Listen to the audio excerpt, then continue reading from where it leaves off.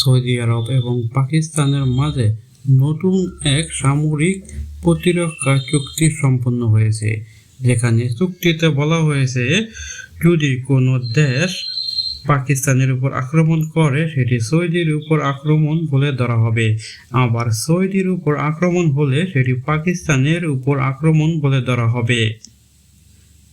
এর মানে পাকিস্তানের ভারতকে কেন্দ্র করে যে দুশ্চিন্তা বেড়ে চলেছে তা এই নতুন চুক্তি সম্পাদনের ফলে কিছুটা নিরাপত্তার বাড়তি ঢাল হিসাবে কাজ করবে। ঠিক একইভাবে ইসরায়েলের আক্রমণের হাত থেকে বাঁচার জন্য সৌদি আরবের জন্য এটি একটি গুরুত্বপূর্ণ নিরাপত্তা ঢাল হিসাবে কাজ করবে। চুক্তি অনুযায়ী পাকিস্তান সৌদি আরবকে পারমাণবিক সহায়তা দিবে কিনা তা নিয়ে রয়েছে এখনো ধোঁয়াশা, কারণ চুক্তি সম্পর্কে বিস্তারিত জানায়নি কোনো দেশই। আন্তর্জাতিক আরও আপডেট নিউজ পেতে আমাদের চ্যানেলটিকে সাবস্ক্রাইব করুন এবং আমাদের পাশেই থাকুন। ভালো থাকবেন সবাই।